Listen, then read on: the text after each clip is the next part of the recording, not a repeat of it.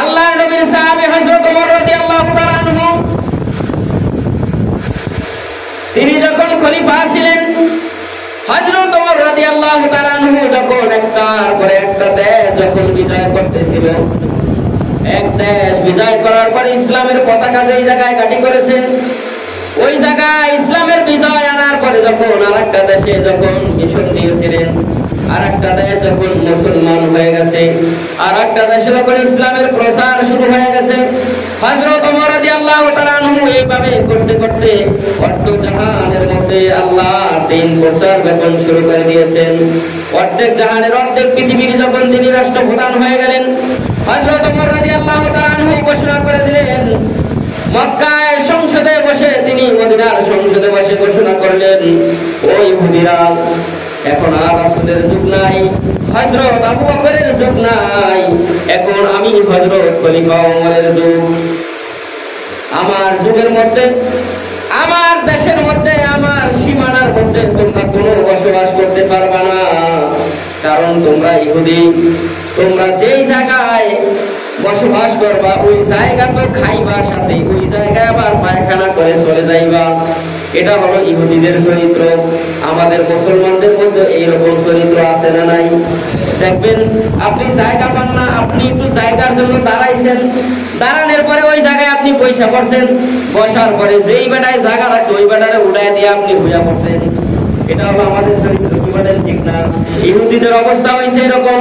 ইহুদিরা খালি পা রাখে প্রথম, এরপরে ওই জায়গায় দুই পায়ে দিয়ে দাঁড়ায়, এরপরে ওই জায়গায় বসে, এরপরে ওই জায়গায় শোয়। শুধু শোয়ে না, শোয়ার পরেও আরো যত জায়গা লাগে সবগুলো তারা দখল করে। এটাই হলো ওদের চরিত্র, ইহুদিদের চরিত্র। এখন আমাদের মুসলমানদের চরিত্র কিন্তু ওই রকমই প্রায়। ওই ইহুদিদেরকে হযরত ওমর রাদিয়াল্লাহু তাআলা আনহু বললেন, ইহুদিরা শোনো, আমি ওমর অর্ধেক জাহানের খলিফা, আমার এই অর্ধেক জাহান যতদূর পর্যন্ত যায় ততদূর পর্যন্ত তোমরা ইহুদিরা একজনও আল্লাহর জমিনের উপর থাকতে পারবে না। এই জমিনে হযরত ওমরের শাসন যতদূর পর্যন্ত গেছে অতদূর পর্যন্ত কোন ইহুদি আমার শাসন ব্যবস্থার মধ্যে তোমরা বসবাস করতে পারবে না। তোমাদের দুই চোখ যেমনে যায় সেই দিকে চলে যাও। হযরত ওমর রাদিয়াল্লাহু তাআলা আনহু সেই যে ইহুদিদেরকে বের করেছিলেন, এরপরে 1400 বছর পরে এই শয়তানগুলো আবার ফিলিস্তিনে আইসা, জার্মান থেকে মাইল খায়া ফিলিস্তিনে আইসা একটু আল্লাহর রাস্তায় জায়গা চায়, তারা ওই জায়গায় জায়গা নিয়ে আজকে সেই ফিলিস্তিনিদেরকে উমাইয়া বানাইছে, আর ওরা হয়ে গেছে জামিনদার। আমাদের সমাজে এরকম আছে, কারণ রায়ত রাখিয়া দেখেন খেদাইতে কত কষ্ট খেদানো যায়।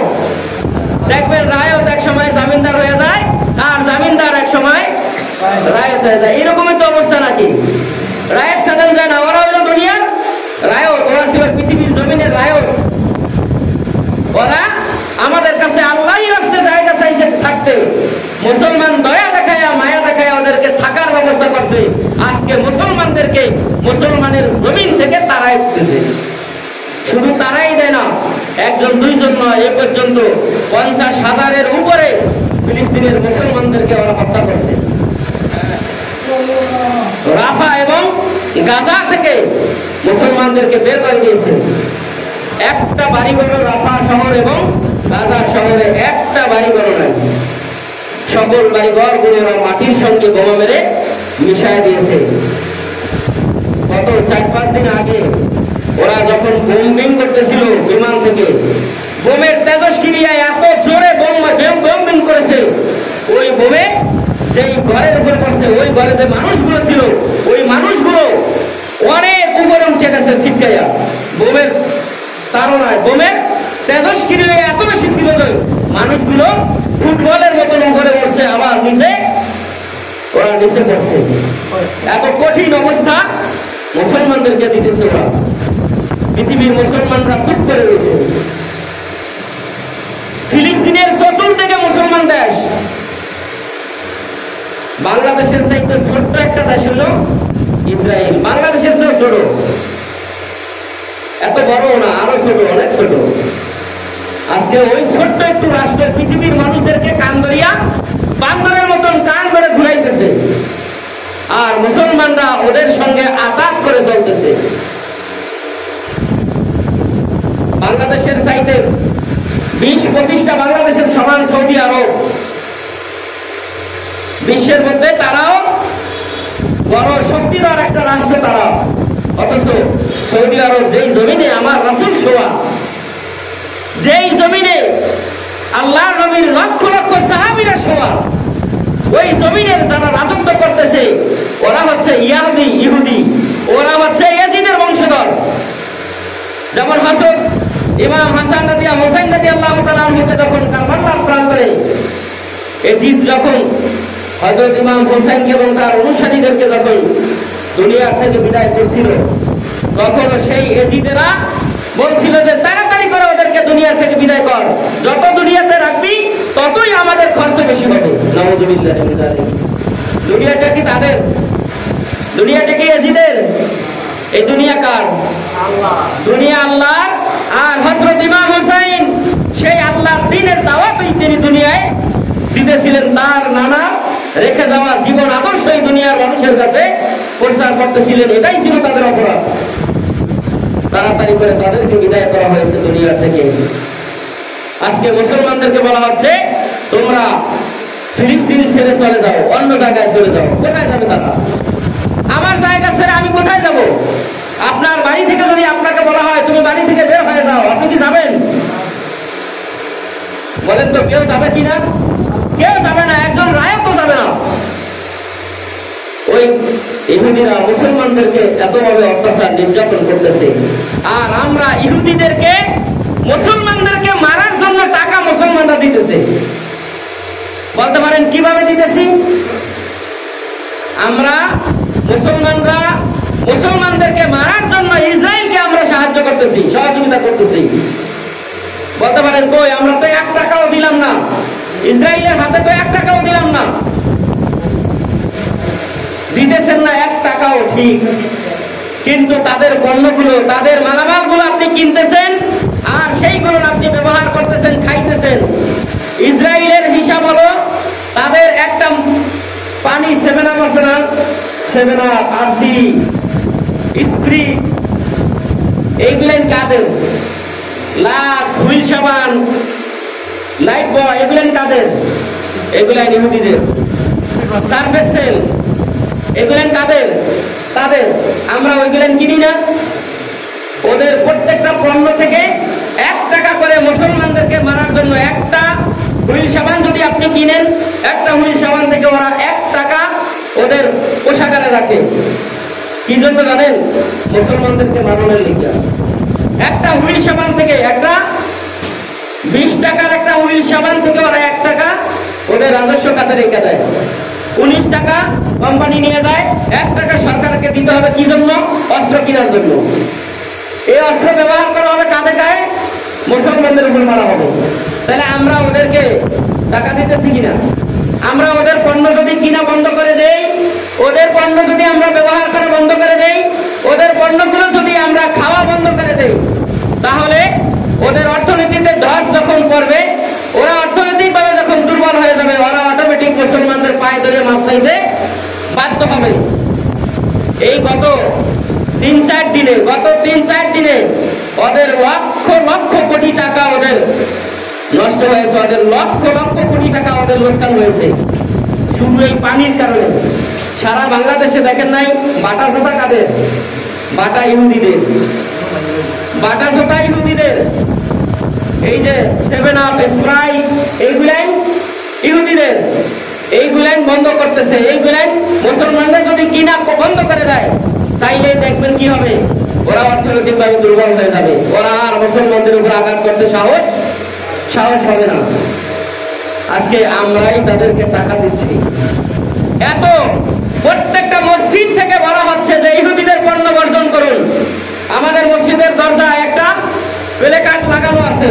আপনারা দেখেন, আমাদের বাংলাদেশের পণ্য, বিশ্ববিখ্যাত পণ্য বাংলাদেশে আছে। আমরা হুইল সাবান, হুইলের গুঁড়া, লাইফ বয়, লাক্স, এই 4 পদের সাবান আমাদের দেশে বেশি চলে না। এই 4 পদের সাবান আপনি যদি না কিনেন, আপনার জামা কাপড় ধোয়া কি বন্ধ থাকবে? আমাদের দেশে কি কি আছে?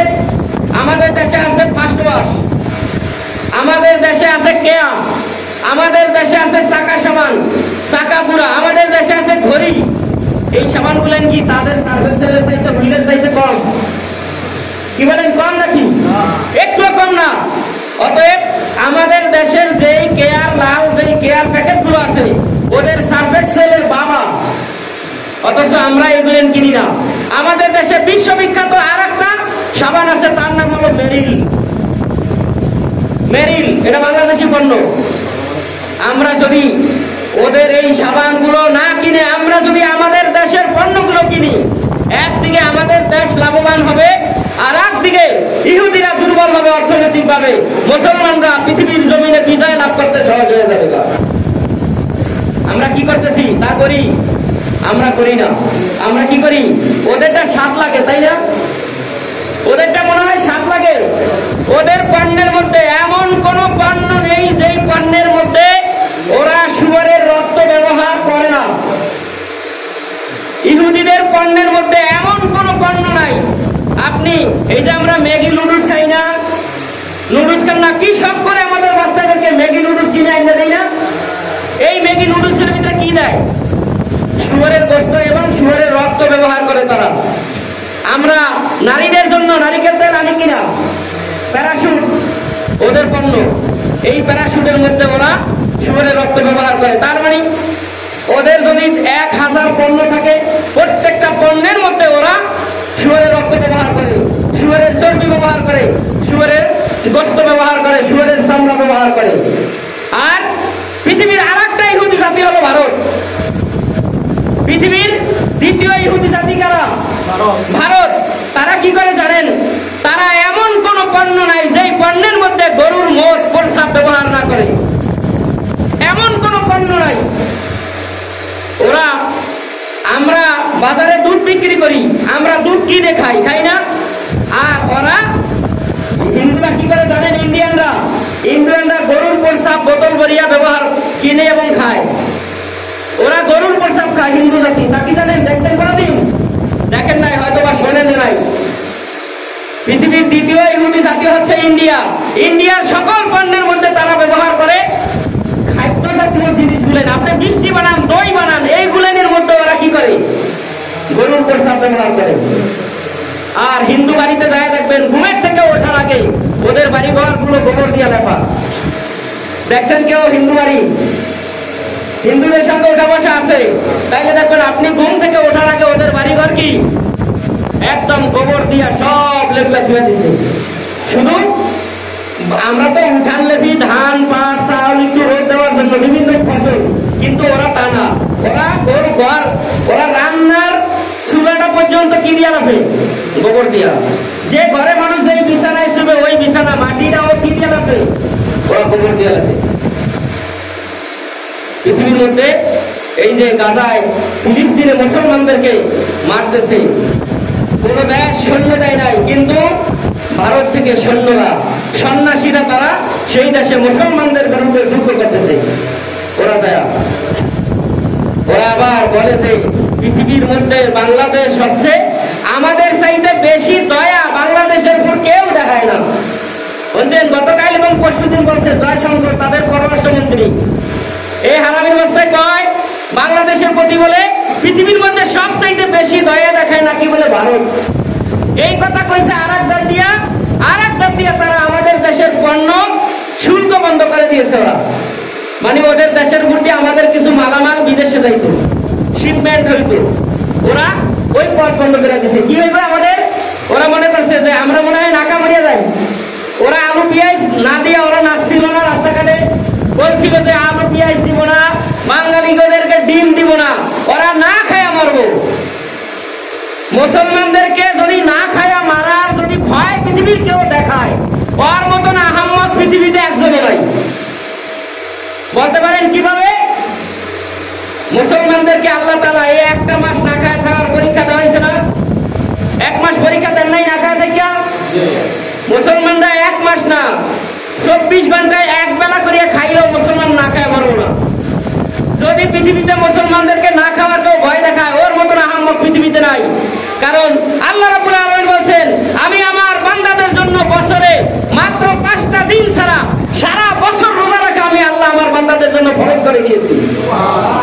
সুবহানাল্লাহ। মুসলমানদেরকে ভয় দেখায় লাভ আছে? মুসলমানদেরকে খাওয়ানোর ভয় দেখায় লাভ আছে?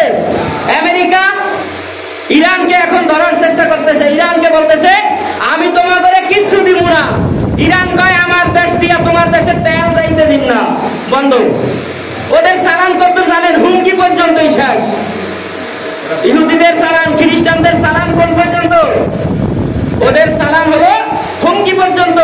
পৃথিবীর মধ্যে সবচাইতে বড় পারমাণবিক বোমা হলো আল্লাহু আকবার। পৃথিবীর সবচাইতে বড় বোমার নাম কি?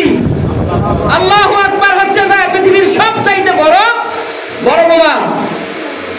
আমার আফগানিস্তানে যখন আমেরিকা, ইসরায়েল, রাশিয়া সহকারে পৃথিবীর বড় বড় রাষ্ট্রগুলো যখন হামলা করেছিল, আফগানিস্তানকে যখন ধ্বংস করে দেওয়ার জন্য চেষ্টা করেছিল, প্রায় ধ্বংস করেই ফেলেছিল, আল্লাহ রাব্বুল আলামিন একদল মুজাহিদ আল্লাহ ওই জমিনে পাঠায় দিয়েছেন। ওই জমিনটাকে কাফেররা যখন বোম মারত, মুসলমানেরা ওদের বোমগুলো হাত দিয়া ক্যাচ ধরত। মুসলমানেরা কাফেরদের বোমগুলো হাতে ক্যাচ ধরত, বলের মতন ক্যাচ ধরে ওই বোমগুলো যখন আবার কাফেরদের উপরে মারত, তখন এই কেবল কাফেরদের উপরে যায় আল্লাহ রাব্বুল আলামিন ওদের বোমগুলো নষ্ট করায় দিত। মুসলমানের গায়ে বোম মারত, বোম ফুটত না। মুসলমানের গায়ে কাফেররা বোম মারত, বোমগুলো কি করতো না? নষ্ট হইতো না, ফুটতো না। ওই বোমগুলো টোকায়া মুসলমানরা যখন আবার কাফেরের গায়ে মারত, আল্লাহ রাব্বুল আলামিন কাফেরদের গায়ে ফালায় দিয়া ওই জায়গায় আল্লাহ তাআলা বোম বাস্টিং করায় দিত। সুবহানাল্লাহ। যেমন আল্লাহ রাব্বুল আলামিন তার কাবাঘর রক্ষা করার জন্য যখন জান্নাত থেকে যখন হাজার হাজার লক্ষ লক্ষ আবাবিল পাখিগুলো যখন পাঠাইছিলেন, তাদের দুই পায়ে দুইটা পাথর ছিল, দুই পায়ে দুইটা মুসুরির ডালের মতন দুইটা পাথর, ঠোঁটে একটা পাথর ছিল। ওজন ছিল কতটুকু হতে পারে? এতটুকু একটা পাথর, একটা মুসুরির ডালের মতো একটা পাথর। কয় মন ওজন? কয় গ্রাম না, একটা গ্রামকে কয়েকটা ভাগ করলে যতটুকু হয় এরকম হবে। ওই রকম ছোট্ট ছোট্ট পাথরগুলো যখন আব্রাহা বাদশার কাফেরদের দলের উপরে যখন এক একটার মাথার উপর ফেলাইছেন, এক একটার মাথার উপর যেন এক একটা ডাইল যেন পারমাণবিক বোমা হয়ে বাস্ট হয়ে আল্লাহ তাআলা দুনিয়ার জমিন থেকে কাফেরদেরকে নেস্তনাবুদ করে দিয়েছে। পৃথিবীর সকল কাফেরেরা এক হয়ে যদিও মুসলমানদেরকে দুনিয়ার থেকে বিতাড়িত করার চেষ্টা করে, কিয়ামত পর্যন্ত আল্লাহ বলেছেন আমার মুসলমানদেরকে কাফেররা ধ্বংস করতে পারবে না। আল্লাহু আকবার কইলেন না? পৃথিবীর সকল কাফেররা মিলেও একলা ফিলিস্তিনকে যদি ধরে, বলেন ইউরোপ এবং পৃথিবীতে যত কাফের রাষ্ট্র আছে, মাত্র 54টা মুসলমান দেশ, এই 54টা দেশ ব্যতীত 147টা দেশ আছে কাফেরদের। এই 147টা দেশ যদি মিলে ফিলিস্তিনের উপর আঘাত করে, আল্লাহ বলছেন কিয়ামত পর্যন্ত আমার ফিলিস্তিনকে তারা ধ্বংস করতে পারবে না। ফিলিস্তিন রক্ষা করবে কে? ওই জমিনে শোয়া কারা জানেন? ওই জমিনের মধ্যে হাজার হাজার নবীরা শোয়া। আল্লাহ রাব্বুল আলামিন বলছেন যে পৃথিবীর জমিনে আমি যত নবী পাঠাইছি তার মধ্যে সবচাইতে বেশি নবী আমি পাঠাইছি ফিলিস্তিনে। সুবহানাল্লাহ। তাও আসতে কইলেন হযরত মুসা, সুলাইমান, ইব্রাহিম, ইয়াকুব, ইদ্রিস, এই বড় বড় যে নবী যারা ছিল সকল নবীরা আসছে কোথায়? এই জায়গায় পাঠাইছে আল্লাহ তাআলা। এই জায়গাটা আল্লাহ তাআলা ধ্বংস করে দিবেন কাফের দিয়া। একজন ফিলিস্তিনিও যদি আল্লাহ তাআলা দুনিয়ায় বাঁচায় রাখেন, আল্লাহ বলছেন যে ওই একজন দিয়াই আমি পৃথিবীর সকল কাফেরদেরকে ধ্বংস করে দেব। কারণ আল্লাহ যেহেতু বলছেন যে ফিলিস্তিনকে কিয়ামত পর্যন্ত কাফেররা ধ্বংস করতে পারবে না, তাইলে এই ফিলিস্তিন কোনোদিন ধ্বংস হবে না। কারণ ওরা সব মিলেও ফিলিস্তিনকে ধ্বংস করতে পারবে না। কারণ চূড়ান্ত পর্যায়ে যখন কাফেররা চলে আসবে, তখন আল্লাহ রাব্বুল আলামিন দুনিয়ার জমিনে ইমাম মাহদিকে পাঠিয়ে দিবেন। ইমাম মাহদি আলাইহিস সালাতু ওয়াস সালাম আসবেন। আল্লাহ রাব্বুল আলামিন তাকে সাহায্য করার জন্য চতুর্থ আসমান থেকে আল্লাহ তাআলা হযরত ঈসা আলাইহিস সালাতু ওয়াস সালামকে আল্লাহ রাব্বুল আলামিন সিরিয়ার দামেস্কর মসজিদের উপরে আল্লাহ তাআলা তাকে অবতরণ করাবেন এবং সেখান থেকেই ওই সিরিয়া, মিশর, ইরান, ইরাক, আফগানিস্তান, ফিলিস্তিন, লেবানন, জর্ডান, ইয়েমেন, এই দেশগুলোর মাঝখানে যে জায়গাটা, সেই জায়গাটার নাম হচ্ছে খোরাসান। এই জায়গাটার নাম কি? খোরাসান। আল্লাহ রাব্বুল আলামিনের হাবিব সাল্লাল্লাহু আলাইহি ওয়াসাল্লাম বলেছেন, খোরাসান থেকে একদল কালা পতাকাধারীরা বের হবে। একদল কালা পতাকা বাহিনী, তারা খোরাসান থেকে আসবে। কালা পতাকা প্রত্যেকের হাতে থাকবে, কালা পতাকা, পতাকার মাঝে লেখা থাকবে লা ইলাহা ইল্লাল্লাহু মুহাম্মাদুর রাসূলুল্লাহ। ওই কালো পতাকাধারী যারা, খোরাসান থেকে একদলকে আল্লাহ রাব্বুল আলামিন পাঠিয়ে দিবেন। প্রত্যেকটা পতাকা থাকবে, রং থাকবে কালো। ওই কালো পতাকার মধ্যে লেখা থাকবে লা ইলাহা ইল্লাল্লাহু মুহাম্মাদুর রাসূলুল্লাহ। এই কালেমা লেখা থাকবে। ওই কালেমাদারী যারা, ওই কালো পতাকাধারী কালেমাওয়ালারা যখন আসবেন, আল্লাহ রাব্বুল আলামিন হযরত ঈসা নবীকে পাঠাইবেন, হযরত মাহদী আলাইহিস সালাতু ওয়াস সালামকে পাঠাইবেন। তারা দুইজন একত্রিত হইয়া ওই খোরাসানীদেরকে সঙ্গে নিয়া তামাম পৃথিবীতে 40 দিনের মধ্যে আল্লাহ তাআলা ইসলামকে বিজয় করায়া দিবে। এরপরেই চলে আসবে দাজ্জাল। দাজ্জাল যখন আসবে, ওই দাজ্জাল যেই দেশে আগমন করবে, ওই দেশটা হচ্ছে ইসরাইল। ইসরাইলের এত পাওয়ার, এর পিছনে কারণ হলো তাদেরকে দাজ্জাল অনুসন্ধান দিতেছে। দাজ্জাল তাদেরকে সহযোগিতা করার কারণে তারা কেবল এত শক্তি, এত কিছু তারা দেখাইতে পারতেছে, কারণ দাজ্জাল দুনিয়ার জমিনে আছে। আল্লাহ নবীজির কাছে, আল্লাহর নবীজির সাহাবী আল্লাহ নবীকে জিজ্ঞাসা করেছিল, ইয়া রাসূলুল্লাহ, ইয়া হাবিবাল্লাহ, দাজ্জাল কোথায় আছে? আমি তার সঙ্গে দেখা করব, আপনি আমাকে অনুমতি দেন। আল্লাহ নবীর সাহাবী যখন এই আবদার আল্লাহ নবীজির কাছে করলেন, আল্লাহ নবীজি বললেন, দাজ্জাল আছে ভূমধ্য সাগরের আশপাশে যে কোনো দ্বীপের মধ্যে। আল্লাহ রাব্বুল আলামিন তাকে জঙ্গলার মধ্যে বিশাল শিকল দিয়া আটকায় রেখেছেন। এমন ভাবে শিকল দিয়ে আটকায় রাখছেন, ওই শিকল দাজ্জালের পক্ষে ছিঁড়া সম্ভব না। যখন এই কেবল আল্লাহ রাব্বুল আলামিন তাকে ছেঁড়ার মতন ক্ষমতা দিবেন, তাকে যখন ছিঁড়ার মতন, ওই শিকল ছিঁড়ার মতো যখন ক্ষমতা দিবেন, তখনই কেবল দাজ্জাল ছিঁড়তে পারবে, এর ছাড়া তিনি ছিঁড়তে পারবেন না। ওই দাজ্জালকে আল্লাহ রাব্বুল আলামিন ওই জায়গায় আটকায় রাখছেন। আল্লাহ নবী সাহাবী বললেন যে, ইয়া রাসূলুল্লাহ, আমি দাজ্জালের সঙ্গে দেখা করব। আল্লাহ নবীজি বললেন, না, তুমি দেখা করতে পারবে না, কারণ দাজ্জালকে দেখে তুমি ভয় পেয়ে যাবে। দাজ্জালের চেহারা, দাজ্জালের আকৃতি, আকার, গঠনগুলো দেখলে তুমি ভয় পেয়ে যাবে, তুমি সহ্য করতে পারবে না, তুমি মারা যাইবা, ভয়ের চোটে তুমি দুর্বল হয়ে মারা যাইতে পারো। আল্লাহ নবীর সাহাবী বললেন, ইয়া রাসূলুল্লাহ, আপনি আমাকে অনুমতি দেন, আমি দেখা করবই, আমি মারা যাব না, আমি ভয় পাবো না, আমি দাজ্জালকে ভয় পাই না। আল্লাহ নবীর সাহাবী রওনা করলেন নৌকা নিয়ে। তার সঙ্গে ছিল আরো কয়েকজন সাহাবী, খুব সাহসী এবং যুবক কয়েকজন সাহাবীকে নিয়ে তিনি রওনা করলেন। আস্তে আস্তে ভূমধ্য সাগর পাড়ি দিয়া যখন তারা ওই দ্বীপের কাছাকাছি যখন চলে আসলেন, আসার পরেই আল্লাহ নবীজির কথা মনে পড়ে গেছে। আল্লাহ নবীজিরা বলছে, ভূমধ্য সাগরের যে কোনো একটা দ্বীপের মধ্যে আল্লাহ তাআলা তাকে আটকে রাখছেন। তারা জঙ্গলের মধ্যে চলে গেল।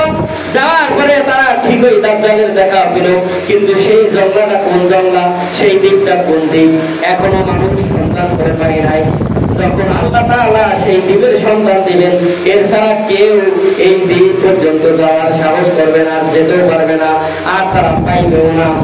এই দাজ্জালের কারণে আজকে ইহুদিরা এবং খ্রিস্টানেরা পৃথিবীতে মুসলমানদের উপর এইরকম অত্যাচার করতেছে। তার সাহসের কারণেই তারা মুসলমানদের উপরে এইভাবে নির্যাতন করতেছে। তারা এইভাবে করতেই থাকবে। মুসলমানদের সংখ্যা দিন দিন কমবে ঠিকই, কিন্তু আল্লাহ রাব্বুল আলামিন একদম মুসলমান বদরের মতো রেডি করে রেখেছেন। ওই খোরাসান থেকে তারা যে কালো পতাকাধারীরা আসবে, সেই দিন ওই পতাকাধারীরা আল্লাহ রাব্বুল আলামিনের জমিনে আল্লাহর দ্বীন প্রতিষ্ঠা করে দিবে। সেই দিন হযরত ইমাম মাহদী আলাইহিস সালাতু ওয়াস সালাম, আল্লাহ নবী তার আকার আকৃতিগুলো ঘোষণা করে গেছেন। ইমাম মাহদী আলাইহিস সালাতু ওয়াস সালাম কেমন হবে? দেহটা হবে মাঝারি আকৃতির, মোটাও না, চিকনও না। মাঝার কি ধরনের হবে? তার কপালটা একটু বড় হবে, চেহারাটা একটু বড় হবে, গায়ের গঠনটা যেরকম হবে আল্লাহর নবীজি ওই রকম ঘোষণা দিয়ে গেছেন। এখন পাকিস্তানে একজন কাশেম নামক লোকের কথা বলতেছে, হয়তোবা ইনি ইমাম মাহাদি। এইরকম একটা বিশাল সোশ্যাল মিডিয়ায় আমরা বিভিন্ন সময় দেখেছি। আসলে আল্লাহই জানে ওটা কি ইমাম মাহাদি কিনা আমরা জানি না। কি বলেন? জানি না। কিন্তু আল্লাহ তাআলা যাকে মাহাদি হিসাবে রাখবেন, আরো কয়েক বছর আগে শুনেছি ফিলিস্তিনে নাকি ইমাম মাহাদি আলাইহিস সালাতু ওয়াস সালামের জন্ম 2004 সালে হয়ে গেছে, এখন 2025। তার মানে ইমাম মাহাদি আলাইহিস সালাতু ওয়াস সালামের বয়স এখন 21 বছর চলতেছে। তিনি যখন ইমাম মাহাদি আলাইহিস সালাতু ওয়াস সালামের বয়স এখন 21 বছর, তিনি যখন একদম টকবকে যুবক হবেন, ওই সময় আল্লাহ রাব্বুল আলামিন পৃথিবীর মুসলমানদের অবস্থা খুব করুণ হয়ে যাবে। কারণ পৃথিবীতে মুসলমানদের চতুর্দিকে তাকায় রাখেন, মুসলমানদের অবস্থা কিন্তু এখন বেশি একটা ভালো নাই। মুসলমানদের বিরোধিতা করতেছে, করে কিনা? করতেছে। এমন একটা সময় আসবে মুসলমানরা কাফেরদের সঙ্গে টিকতে পারবে না, মুসলমানদের মধ্যে টিকটা ভাব হয়ে যাবে।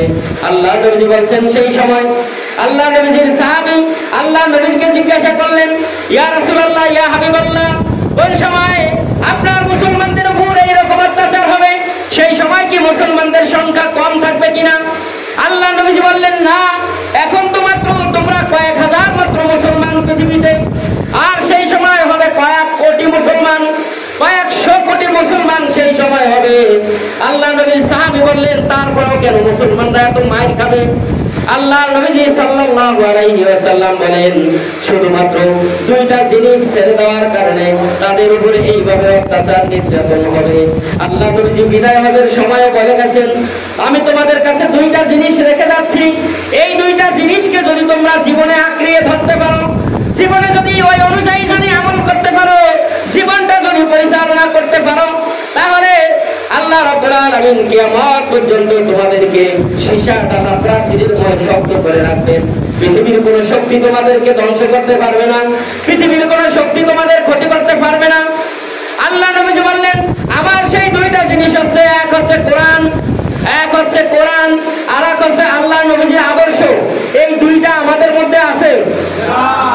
আল্লাহর কোরআন আমাদের মধ্যে আছে। কোরআন তো পড়তে জানি না, তাইলে থাকবে কেমনে? কোরআন অনুযায়ী আল্লাহ তাআলা কোরআনে যেই বিধিবিধানগুলো দিয়েছেন এই অনুযায়ী আমরা আমল করি, এই অনুযায়ী আমরা আমল করি না। অতএব আল্লাহ রাব্বুল আলামিনের কোরআন তো আমরা ছেড়ে দিয়েছি। দুই নম্বর, আল্লাহ নবীর জীবন আদর্শ, আল্লাহ নবীজি যেইভাবে চলছেন আমরা সেইভাবে চলি। আল্লাহ নবীজি যেই সুন্নাত ব্যবহার করেছেন আমরা করি।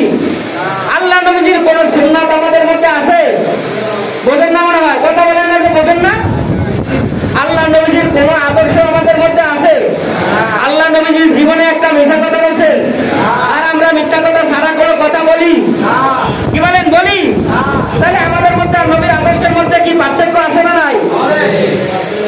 অনেক। মানে আমাদের মধ্যে নবীর কোনো আদর্শই নাই, আল্লাহর কোরআনের কোনো বিধানই আমাদের জীবনের মধ্যে নাই। যার কারণে আল্লাহ নবী এই জন্যই বলছেন যে এমন একটা সময় আসবে যেই সময় এই দুইটা জিনিস আমার উম্মতেরা ছেড়ে দিবে, তখনই আকাশ থেকে বৃষ্টি যেমন একটার উপর একটা ফোঁটা পড়ে, আকাশ থেকে ওইভাবে একটার পর একটা গজব দুনিয়ার জমিনে নাজিল হবে এবং মুসলমানরা দুনিয়ার জমিনে নেস্তনাবুদ হবে কাফেরদের কাছে।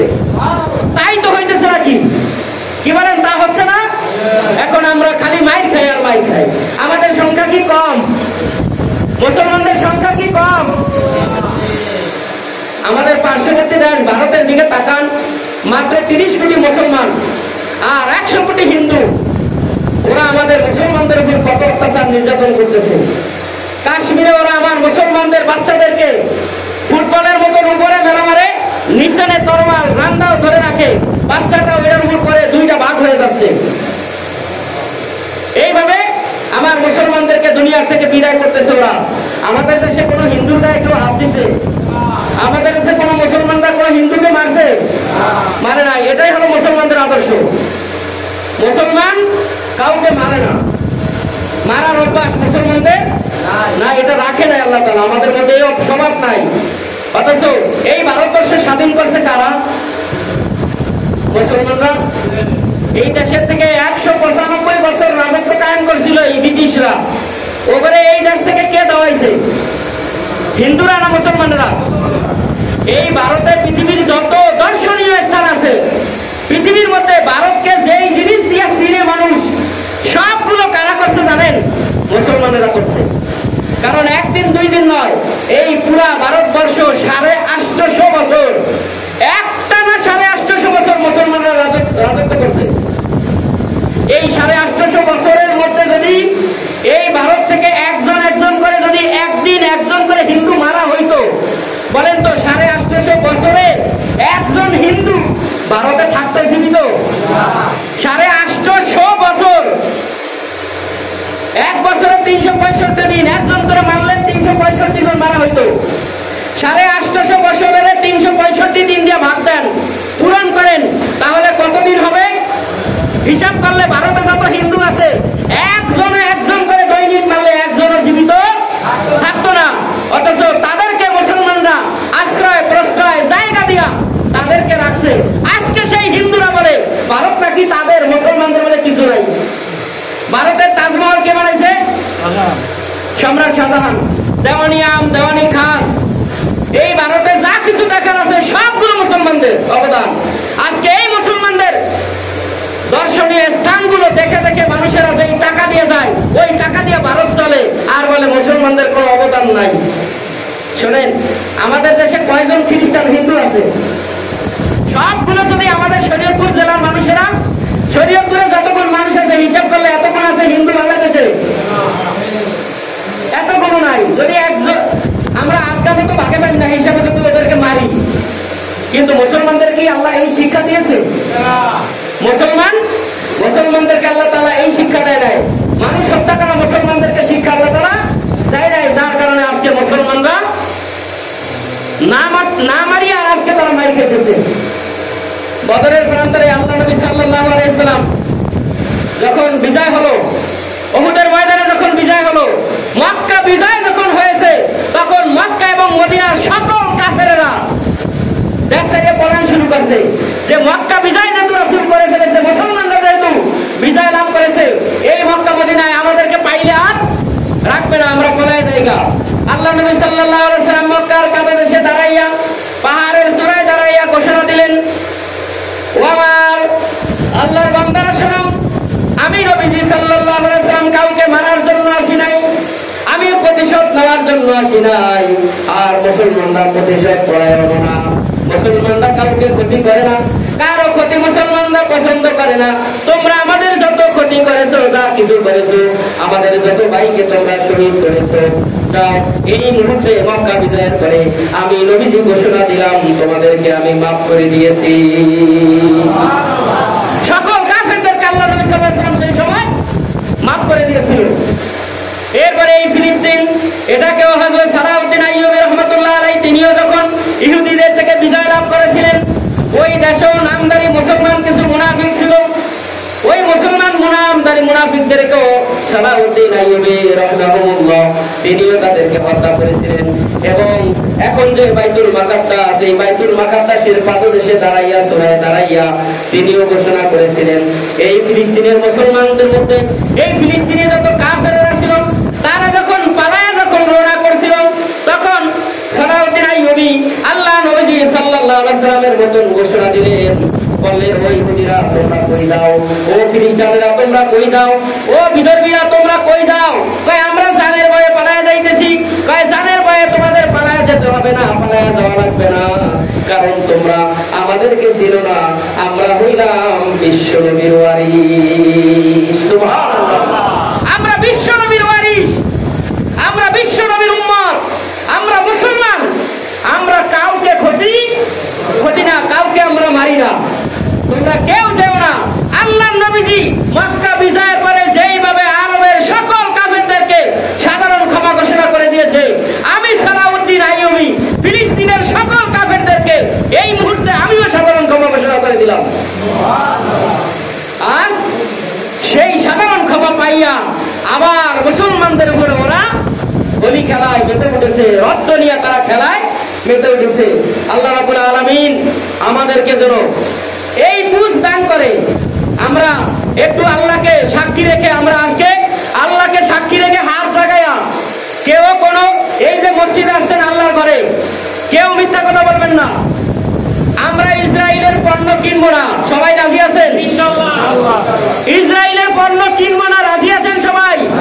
পণ্য বোঝেন, সাবান বলেন, কাপড় চোপড় বলেন, যত কিছু আছে।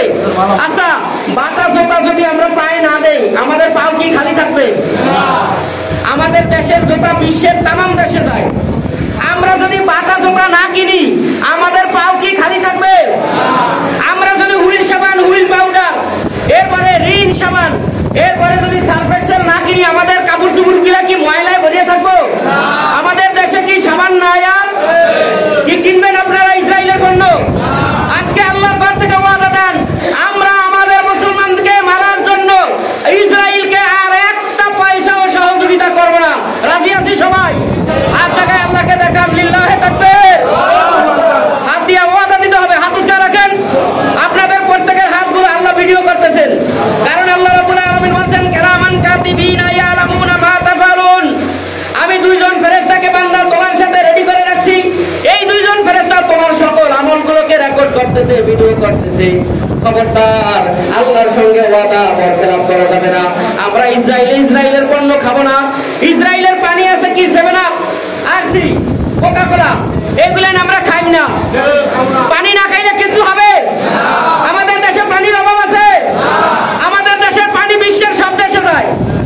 আমরা ইসরায়েলের কোন পণ্য খাবো না। সব পণ্যের নাম আমাদের মনে নাই, আল্লাহ কবুল করে বলেন আমিন। মসজিদের সামনে একটা প্লেকার্ড টাঙ্গানো আছে, দেখবেন এই সাইডে টিক চিহ্ন দেওয়াগুলো বাংলাদেশি পণ্য, ওই সাইডে লাল করস দেওয়াগুলো ইসরায়েলের পণ্য।